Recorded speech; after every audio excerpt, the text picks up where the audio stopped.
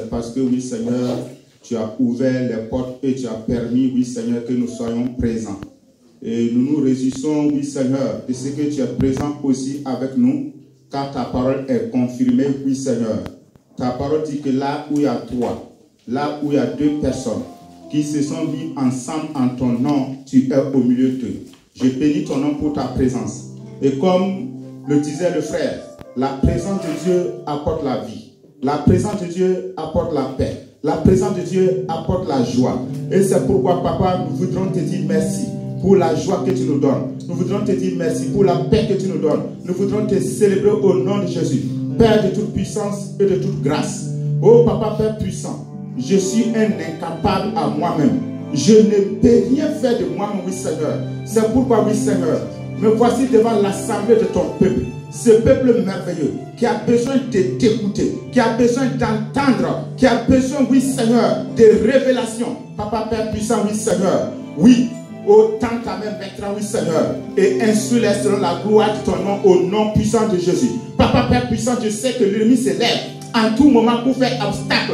Et c'est pourquoi je le rencontre maintenant avec le feu de ton esprit, maintenant, oui Seigneur. Que le feu de ton esprit combat tout esprit méchant qui vient nous empêcher, oui Seigneur, de proclamer cette parole de grâce, cette parole de puissance, maintenant. Que le feu de ton esprit rencontre les œuvres de l'ennemi au nom puissant de Jésus. Tout ce qui vient faire obstacle, oui Seigneur, pour empêcher ton peuple de recevoir cette parole de grâce, maintenant, oui Seigneur. Que le feu de Dieu détruit, consume au nom de Jésus. Toute barrière, tout voile de séparation soit consumé maintenant par le feu. Oh Papa Père puissant, tout doigt maléfique, oui Seigneur, qui bouche les oreilles maintenant, oui Seigneur, soit ôté maintenant. Que ces oreilles soient débouchées maintenant au nom puissant de Jésus. Et qu'il reçoive grâce sur grâce au nom puissant de Jésus. Alléluia. Amen. Amen. Amen. Que le Seigneur soit béni. Amen. On va continuer et on va commencer notre message. D'abord, nous disons merci à notre papa spirituel, merci à notre maman spirituelle, que le Seigneur continue de les bénir, que le Seigneur bénisse son peuple, que le Seigneur nous bénisse tous et que la gloire revienne à notre Seigneur. Amen. Amen. Donc, nous allons traiter ce sujet, un Dieu de justice et d'amour. Un Dieu de justice et d'amour. Les références bibliques, nous les trouvons dans 1 Jean 4, verset 8, Esdras 9, verset 15, Jean 3, verset 16. Et nous allons en introduction. Celui qui n'aime pas n'a pas connu Dieu, car Dieu est amour. 1 Jean 4, 8. Donc ici, je lis la parole de Dieu et il me dit, celui qui n'aime pas n'a pas connu Dieu. Je commence à me poser des questions. Est-ce que j'aime? Aimer qui? Aimer ceux qui sont autour de toi. Aimer les frères. On n'a pas dit d'aimer ceux qui t'aiment seulement. Celui qui n'a pas aimé n'a pas connu Dieu. Ça veut dire quoi? Ça veut dire, si je dis que j'aime Dieu et que je n'aime pas mes frères, il y a un mensonge à moi. Amen. L'Éternel, Dieu d'Israël, tu es juste. Car nous sommes aujourd'hui un reste de réchappés. Nous voici devant toi comme des coupables. Et nous ne saurions ainsi subsister devant ta face. Esdras, chapitre 9, verset 15. Car Dieu a tant aimé le monde qu'il a donné son Fils unique, afin que quiconque croit en lui ne périsse point, mais qu'il ait la vie éternelle. Jean 3, verset 16. Bien-aimés, l'objectif visé à travers ces thèmes, c'est que nous vivons dans l'amour de Jésus et que nous partageons cet amour avec les autres. Que nous prenions conscience de l'équité de l'œuvre de Dieu et de la riche providence de son œuvre rédemptrice. C'est que nous ne cessons de jamais remercier Dieu. N'a-t-il pas envoyé son Fils unique et bien-aimé Jésus pour nous sauver? Ainsi, nous pouvons donc nous poser les questions suivantes. Quelle est l'origine première de l'amour? Dans 1 Jean 4, versets 7 et 8, nous allons trouver la réponse. Pourquoi Dieu a-t-il envoyé son Fils unique dans le monde? Dans 1 Jean 4, verset 14, nous trouvons la réponse. Si nous nous aimons les uns les autres, que deviendra l'amour de Dieu? Dans 1 Jean 4, verset 12, vous trouverez la réponse. Bien-aimés, des gens s'imaginent que Dieu n'est qu'un juge sévère et sans pitié, occupé seulement à nous punir à la première occasion. Ça, c'est une fausse compréhension de Dieu. Mais notre Dieu est juste et son amour est sans limite. Amen. Donc souvent, les gens, ils pensent que Dieu, c'est quelqu'un qui aime châtier, c'est quelqu'un qui aime faire du mal aux gens. Mais Dieu ne peut pas dire qu'il est Dieu d'amour et puis vouloir nous faire du mal. C'est des informations qu'on a prises, que nous avons reçues, qui ne sont pas des vraies informations. Un père qui aime son enfant, une mère qui aime son enfant, même si l'enfant a fait quelque chose qui n'est pas bon, il ne va pas aller prendre un cancer, payer un cancer, venir mettre sur lui. Il ne va pas aller prendre une maladie inguérissable pour venir mettre sur lui. La parole de Dieu nous dit, si nous les hommes, nous connaissons donner de bonnes choses à nos enfants, comment lui, le grand Dieu, ne va-t-il pas nous donner de bonnes choses? C'est pour dire quoi? La maladie, les difficultés, ce par quoi tu passes, ce n'est pas le plan de Dieu, ce n'est pas la volonté de Dieu, c'est pas Dieu. Dieu ne peut pas te punir jusqu'à, il va prendre des choses qui sont compliquées et venir mettre sur toi. La promesse de la rédemption qu'il nous a adressée, il a réalisé en nous envoyant son Fils Jésus. Malgré cela, l'humanité dessus de le reconnaître pas comme Dieu est bon. Pourtant, à travers la Bible, nous pouvons découvrir sa justice et son amour. Nous verrons premièrement la justice de Dieu, ensuite l'amour de Dieu et enfin comment Dieu nous a donné son amour. Amen. Amen. On est là ce matin. Amen. Alléluia. Amen. Alors donc en grand temps, nous voyons Dieu est juste. Tout le long de l'histoire de l'humanité, il a révélé sa justice au travers des jugements toujours fondés sur sa divine équité. Nul n'est juste devant Dieu. Dès la chute d'Adam, le premier homme a été jugé, ainsi que toute création. Romains 5, verset 12. L'humanité ne peut pas davantage échapper au jugement de Dieu. Ainsi, au dernier jour, chacun recevra ce qu'il mérite, selon ses actions. Ça veut dire qu'au dernier jour, chacun va recevoir ce qu'il mérite, selon les actions qu'il a posées. Dieu juge chaque personne équitablement et avec justesse, en fonction de ce qu'il a fait. Dans l'Ancien Testament, les Israélites devraient verser le sang d'animaux chaque fois qu'ils avaient péché, afin d'échapper au jugement sévère de Dieu lorsqu'ils se tenaient devant lui.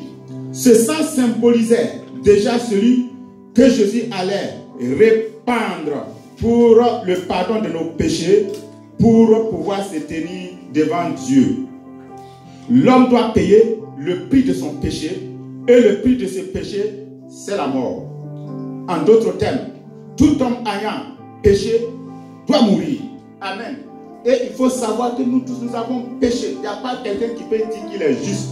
Du moment où le grand-père Adam a péché, nous tous nous sommes entrés dans ce péché, nous sommes entrés dans ce lien de péché. Amen. Mais Dieu, ne voulant pas que l'homme meure à cause de son péché, a envoyé son Fils mourir à la place du pécheur. Amen. Si nous croyons en Jésus-Christ, le Rédempteur, et marchons en nous appuyant sur les mérites de son œuvre expiatoire, alors nous pouvons paraître devant la justice de Dieu comme si nous n'avions jamais péché. Amen. Amen. Donc voici ce qui est posé. Nous tous, nous avons péché. Et le péché amène la mort. Dieu, comme il nous aime, qu'est-ce qu'il fait? Il envoie son Fils mourir à ta place. Donc, si tu veux être sauvé, délivré, guéri, il faut que tu fasses alliance avec Jésus.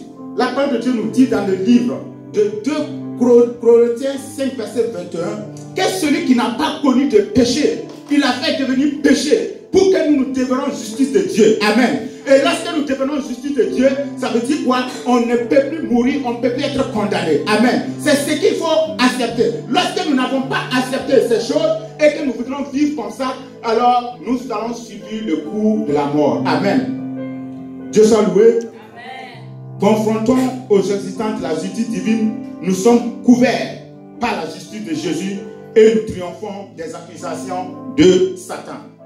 Satan viendra toujours nous accuser.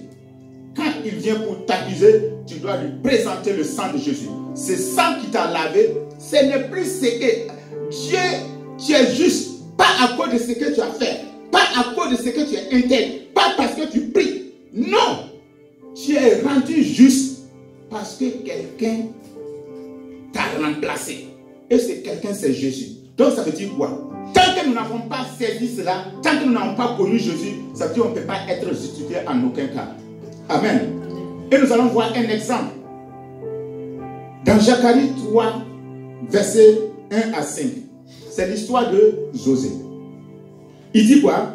Au verset 1, il dit: il me fit voir José, le souverain sacrificateur, debout devant l'ange de l'Éternel, et Satan qui se tenait à sa droite pour l'accuser. Verset 2. L'Éternel dit à Satan: que l'Éternel te réprime, Satan.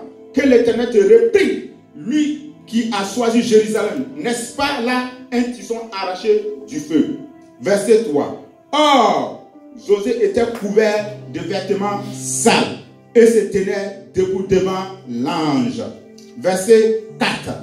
L'ange prenant la parole dit à ceux qui étaient devant lui: ôte-lui les vêtements sales.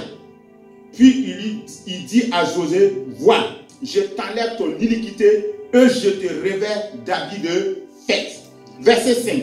J'ai dit qu'on mette sur sa tête un turban pur et qu'il mit un turban pur sur sa tête et il lui mire des vêtements. L'ange de l'Éternel était là. Amen. C'est toujours, il n'a pas changé de manière de faire. La manière qu'il allait accuser Josué, c'est de cette même manière qu'il continue de nous accuser. Et c'est vrai qu'il avait des habits sales.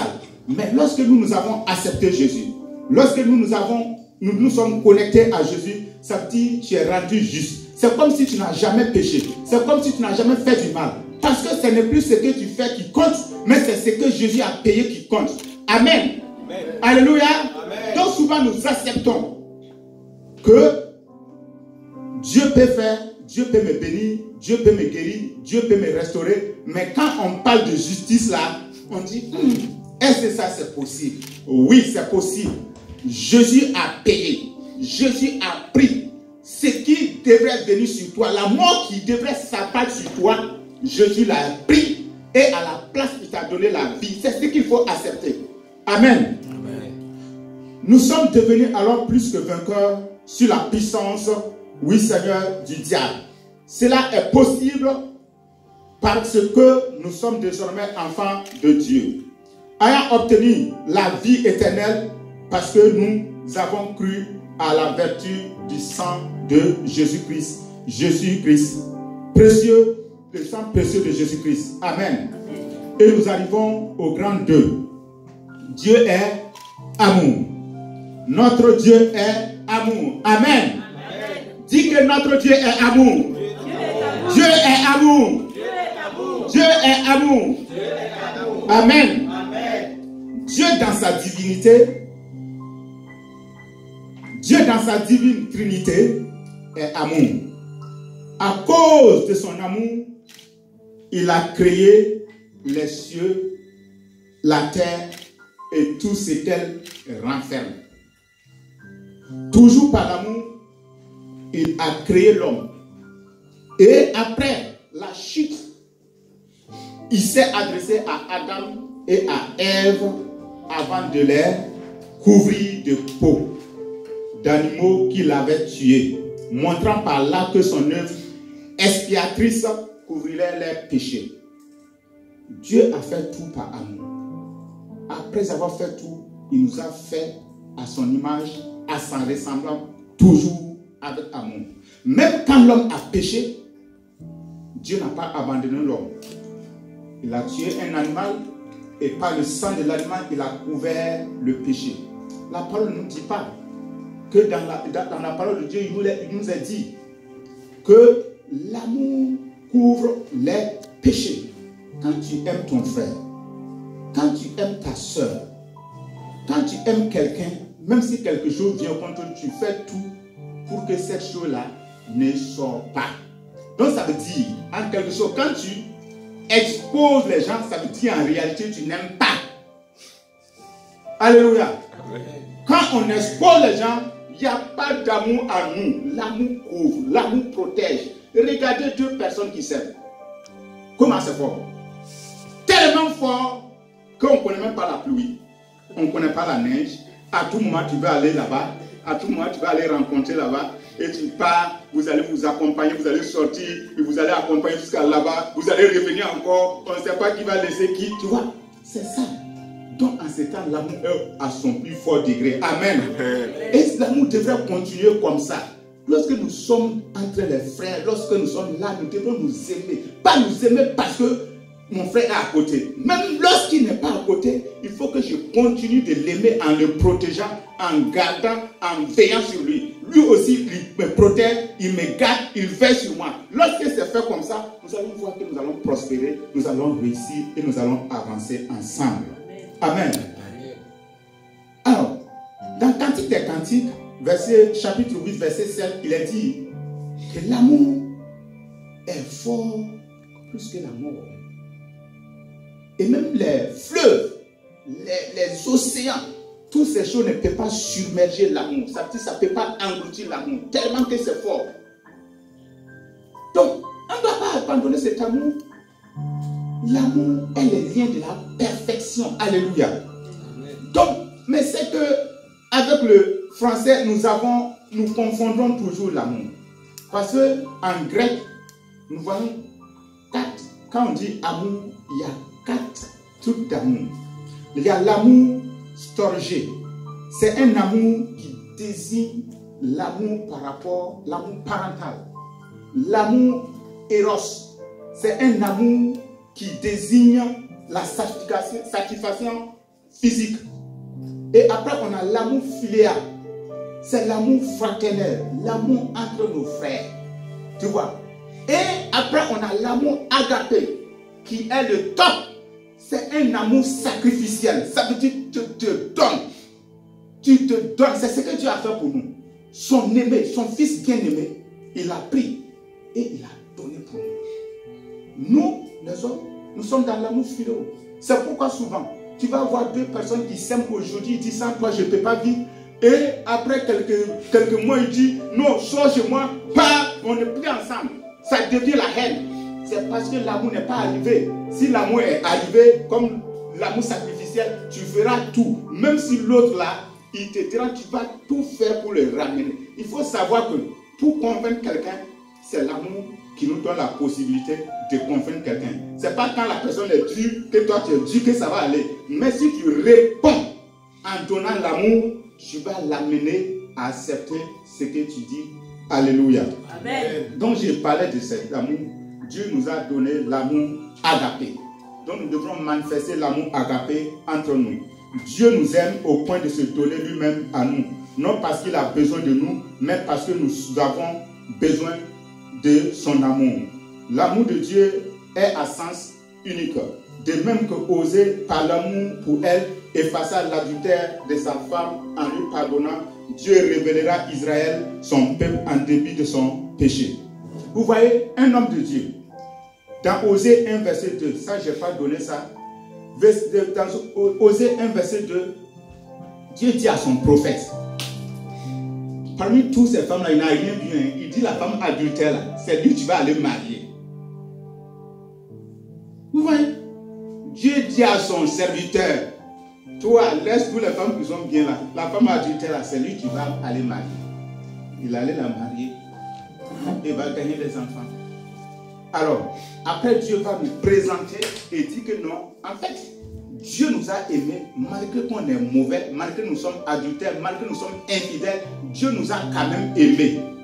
C'est ce que Dieu a fait pour nous. Ce que Dieu a dit à Osée là, c'est ce que Dieu a fait pour son église. Jésus, le saint, Jésus, le pur, il a tout laissé et il est venu prendre l'église adultère. Il est venu nous prendre l'église infidèle pour que nous devenions son épouse. C'est une pure grâce que Dieu nous a fait. Ce n'est pas que nous méritons, nous ne méritons rien. Dieu nous a fait cette grâce. Amen. N'a-t-il pas envoyé son Fils pour sauver les enfants qui étaient choisis? Plus que cela, Dieu nous a aimés de toute éternité, alors que nous ne le connaissons même pas. Enfin, son amour donne et continue de se donner à tous les hommes. Dieu n'aime pas seulement les enfants qu'il s'est choisis, mais le monde entier et tous les pécheurs, riches comme pauvres, et les gens pieux, autant que les gens, les volets et les prostituées. Et son amour pour nous tous demeure immuable. Il est le même hier, aujourd'hui et éternellement. L'Écriture décrit bien immensément de l'amour divin lorsqu'elle déclare: Dieu a tant aimé le monde qu'il a donné son Fils unique, afin que quiconque croit en lui ne périsse pas, mais qu'il ait la vie éternelle. Amen. Amen. Donc nous arrivons au grand 3. Comment Dieu nous donne-t-il son amour? Alléluia. Amen. On est vivant ce matin? Amen. Amen. Amen. Alors, parce qu'il nous aime, Dieu ne nous force jamais de prendre une quelconque décision. Il respecte pleinement notre liberté. Aussi, est-ce en pleine liberté que l'homme a choisi de désobéir à la parole de Dieu pour se révéler, tomber et connaître sa condition de pécheur. Toutefois, cela n'a pas empêché Dieu de continuer à nous aimer jusqu'à envoyer son Fils Jésus-Christ acquitter le prix de nos péchés. La parole de Dieu déclare: l'amour de Dieu a été manifesté envers nous en ce que Dieu a envoyé son Fils unique dans le monde afin que nous vivions par lui. Et cet amour consiste non point à ce que nous avons aimé Dieu, mais en ce qui nous a aimés et a envoyé son Fils comme victime expiatoire pour nos péchés. Dans 1 Jean chapitre 4, versets 9 et 10. En vertu de sa justice, Dieu ne peut pas ignorer le péché et passer outre. Il nous faudrait donc payer le prix de nos transgressions, ce qui nous est totalement impossible. Alléluia. Donc il y a eu un acte qui est posé.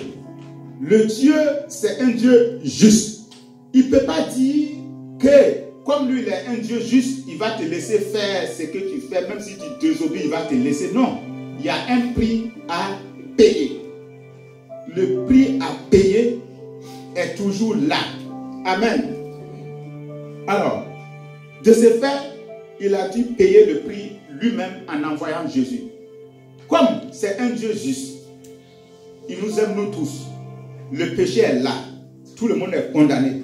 Comme ce Dieu nous aime, il envoie Jésus pour une ouverture. C'est une porte qu'il ouvre pour nous dire: oui, c'est vrai, tout le monde a péché, tout le monde a échoué, mais je vous donne une porte. La porte, c'est Jésus. Celui qui va accepter ce Jésus, lui, entre par cette porte-là et lui, il sera épargné de la mort. Désormais, à cause de cet amour magnifique et du sang versé sur la croix, ceux qui croient en lui sont sauvés et reçoivent la vie éternelle. N'est-ce pas là une preuve éclatante du grand amour de Dieu pour nous? Pourquoi nous satisfaire de recevoir seulement cet amour? Nous devrons le partager avec notre entourage et le rencontrer. Amen. Comment il est interpellé alors que nous étions encore pécheurs et séparés de Christ? Bien-aimés, si Dieu nous a ainsi aimés, nous devons aussi nous aimer les uns les autres. 1 Jean 4, 11. En d'autres termes, quand nous nous aimons les uns les autres, d'un amour agapé, l'amour de Dieu se manifeste et brille parmi nous. Nous montrons combien Dieu est en nous et nous en lui. Peut-être capable d'aimer les autres de cette manière-là, nous devrons nous engager complètement envers Dieu. Ce qui est possible, ce qui n'est pas possible que si nous sommes vraiment plongés dans l'amour, dans son amour. Nous devrons savoir combien notre Père Céleste nous aime profondément. Savoir cela, c'est pratiquer l'amour dans toutes les circonstances de notre vie. Amen. Donc nous sommes appelés à pratiquer l'amour dans toutes les circonstances de notre vie. Amen. Comme je le disais, lorsque tu aimes, quand je parle d'aimer là, comme j'ai cité les différents types d'aimer, l'amour storgé, donc qui est l'amour parental, l'amour héros, qui est l'amour satisfaction physique, et l'amour philéa, qui est l'amour fraternel entre nos frères, et l'amour agapé, qui est l'amour de Dieu, l'amour sacrificiel. Il faut qu'on arrive à ce niveau. Lorsque nous arrivons à ce niveau, nous allons voir que tout va devenir simple pour nous. Amen. Et lorsque nous vivons sans amour, lorsque nous vivons sans impliquer cet amour-là dans notre vie, alors c'est comme le moteur d'une voiture. Lorsqu'il manque de l'huile, alors cela va amener des dégâts dans le véhicule.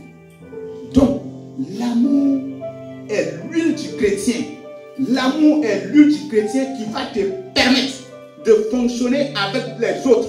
Ça veut dire que c'est l'amour qui va te permettre d'être en relation avec les autres frères. Lorsque tu n'as pas l'amour, comment tu vas fonctionner? Ça veut dire que tu vas devenir dur et quand tu vas t'approcher du frère, au lieu que ça fonctionne bien, ça va se casser. Parce qu'il n'y a pas de lubrifiant. Amen. Amen. Donc nous devrons accepter et vivre, apporter cet amour agapé là dans notre vie et que nous puissions avancer avec ça tous les jours. Amen. Amen. Que le Seigneur vous bénisse. Amen. Amen. Alors, nous arrivons à la conclusion. Amen.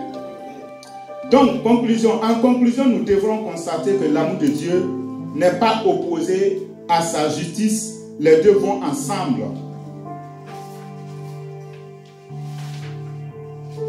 Les deux vont ensemble et qui plus c'est ensemble qu'ils fonctionnent le fondement du salut du monde. La raison en est que, tout d'abord, la justice de Dieu est indispensable pour mettre fin à l'injustice qui règne dans le monde. Sans l'intervention de la justice divine, la paix que Dieu veut nous accorder dans son amour sera jamais réalisée. Donc vous voyez avec moi, lorsque Dieu abandonne sa justice pour dire qu'il nous aime et qu'il n'exerce pas cette justice-là, cela ne nous fera pas du bien. Ça ne fera pas du bien. C'est vrai, c'est un Dieu d'amour, un Dieu juste, mais il faut que la justice soit réalisée. En même temps, il est Dieu d'amour, en même temps, il y a la justice. Amen. Alors, la raison en est que, tout d'abord, la justice de Dieu est indispensable pour mettre fin à l'injustice qui règne dans le monde. Sans l'intervention de la justice divine, la paix que Dieu veut nous accorder dans son amour ne sera jamais réalisée. Ensuite, il faut que l'amour soit accompagné de justice, puisque Dieu poursuit toujours le but qu'il s'est proposé lors de la création du monde. Il veut vivre avec nous dans la communion d'un véritable amour. Il n'accepte pas une solution qui serait au-dessous de son niveau idéal. Le nouveau monde qu'il va réaliser par la délivrance et le salut apporté par Jésus-Christ sera vraiment un paradis sans aucun défaut. Ainsi, l'amour sauveur de Dieu se fortifie par la justice. Parce que c'est au moyen de sa justice que Dieu maintient les normes parasitiques qu'il a fixées dès le début. En fait, le fondement du salut du monde, c'est que Dieu reste fidèle à ses intentions et à sa propre nature. Cette cohérence divine réclame son amour dont la nature n'est pas dictée par nos attentes faillibles, mais qui les dépasse afin d'être conforme à toutes les vertus de Dieu. y compris sa justice. L'œuvre du salut que Dieu a accomplie par Jésus-Christ témoigne de cette cohérence divine dans Jean 3, verset 16. C'est pourquoi nous pouvons dire que tout, après tout, le fondement du salut du monde n'est pas autre que Dieu lui-même. Dieu, comme il s'est révélé en Christ, en fin de compte, ce n'est pas l'amour en tant que tel qui l'emporte, c'est Dieu, le Dieu de l'amour et le Dieu de la justice. Romains 5, verset 8, Romains 3, verset 26, et à Dieu soit la gloire au siècle des siècles. Amen, amen, amen. Alléluia.